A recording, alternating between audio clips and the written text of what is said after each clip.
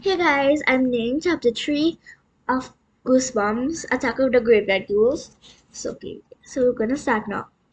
The next morning, a raw, damp morning, we all followed Mrs. Webster to the hill. I lifted my eyes to the sky. No puffy white clouds, no bright patches of blue, no sun, just a solid slab of gray that stretched as far as I could see.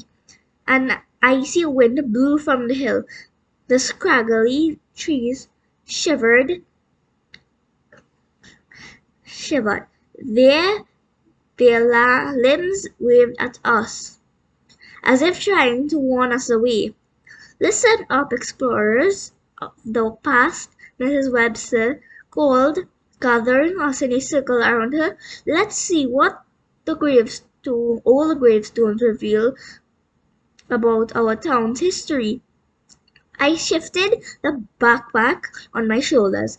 I couldn't find my backpack this morning, so I had to borrow Jason's. It was a babyish backpack, bright purple and way too small for me. Jason loved it. I knew he'd be really angry if he knew I'd borrow it. I planned to get it back home before Jason missed it. I heard someone hurrying up behind me, but I couldn't move out of the way fast enough. Cool backpack, I heard Frank exclaim. He tucked it down hard with both hands, and I stumbled back into a group of girls. Frank and Buddy laughed. Some other kids laughed too. Is that a toddler's backpack? Frank demanded. It's called my first backpack, Buddy declared. More laughter. Ha ha. Ignoring them, I pulled my baseball cap down on my forehead and I started to climb the hill, taking long, fast strides. Hey, what's your rush? Audra trotted up beside me. She pointed to the graveyard. Take your time. They're not going anywhere. I slowed down. Hey, how's it going? I asked. I tried to turn so she could see the babyish purple. So she could see the purple babyish backpack. I usually don't care what people think of me, but I care what Audra thinks. I really like her. She's smart and funny, and she's the prettiest girl in Highgrave Middle School. Audra has long black hair and beautiful olive skin, but the most amazing thing about her are her eyes. They're light green, flecked with gold. Ooh, that's a nice description of Audra. I always try to act cool around her. That's one reason I won't go to the dance with her. If I did, she'd see what a klutz I am. I'm hurrying because I can't wait to check out the graveyard, I lied. It's cold up here, Audra said as we reached the broken wooden gate that led into the graveyard. She zipped up her purple stained satin jacket.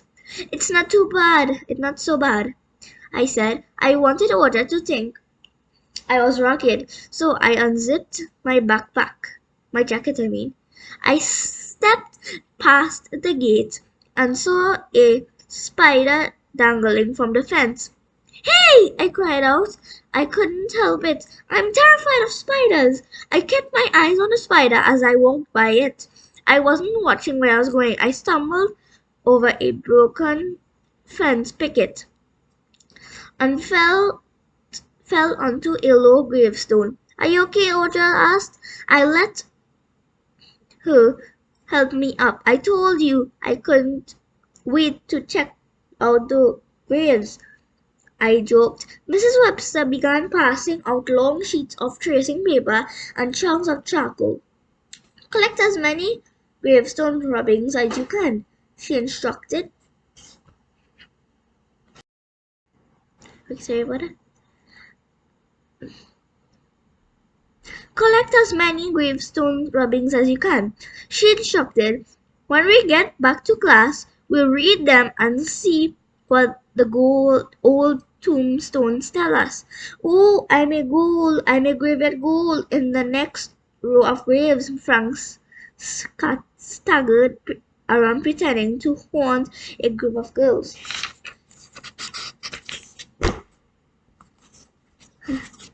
They laughed and wrapped him up in tracing paper. The girls all think Frank is so cute. Yuck! Let's start here. I told Audra. We held out our papers and charcoal and started rubbing. The wind began to blow harder. It whipped falling leaves from the trees. They whirled in the strong current. They then settled at our feet.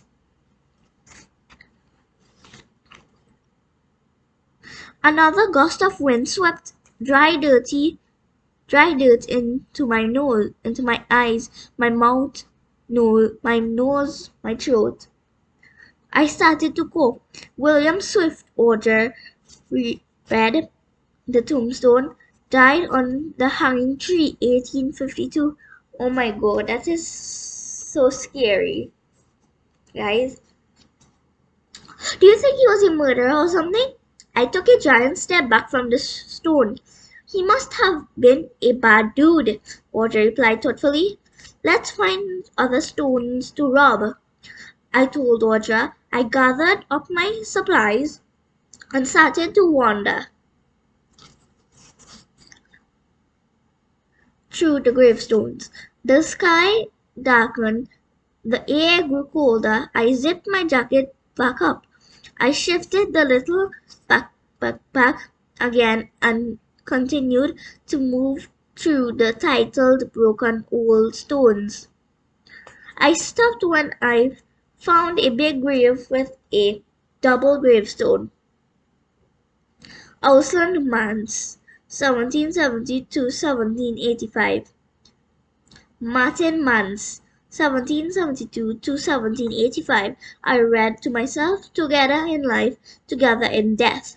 They were buried under the same stone. I realized I read the writing again. Ausland Mans was 15 when he died. Martin was 13.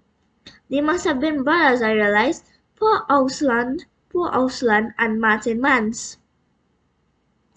They were so young when they died. I bet they were nice kids. Definitely not murderers who died on the hanging tree. There was some more writing at the bottom of the tombstone, but I didn't read it. Beneath the writing, I saw a picture of a bird etched into the granite. It looked like a crow. I stared at the bird. Audra will like this grave, I thought. She'll want to do a robbing of it. Where's Audra anyway? I glanced around the graveyard. Kids were scattered everywhere, bending over the graves, struggling with their tracings. I found Audra with Frank. They were wandering between rows of crooked tombstones, trying to decide which one to work on next. Hey, Audra, check this one out. I grabbed her arm and tugged her to the spot. Whoa! I stumbled again. I grabbed for Audra to keep myself from falling, missed, and tumbled forward onto the double tombstone. The stone creaked and groaned as I fell over it.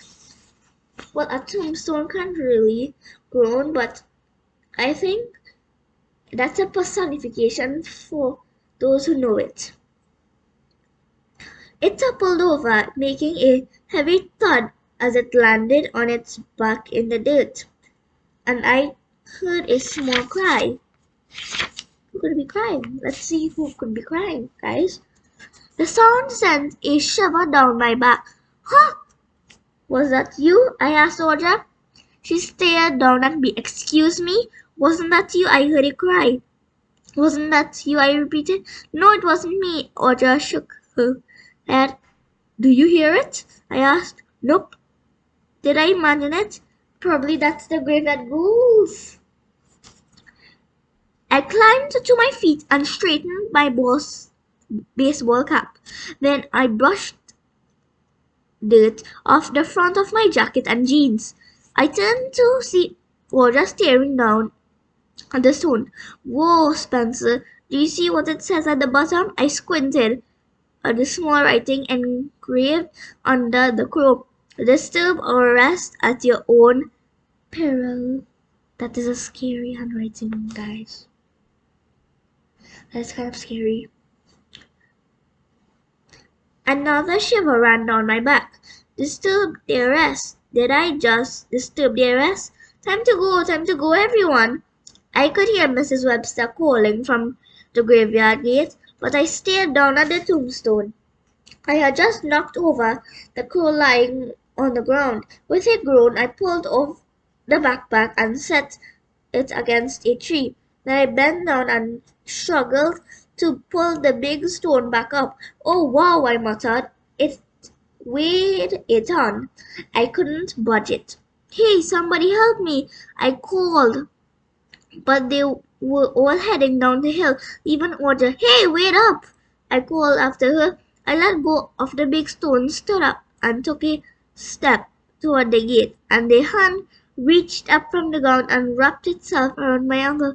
Oh my god! You didn't hear what happened to Spencer, guys. So that's the end of this chapter. So I will read a next one in a few hours, okay? So I hope you enjoyed it. Enjoy your day, morning, afternoon, evening, whatever.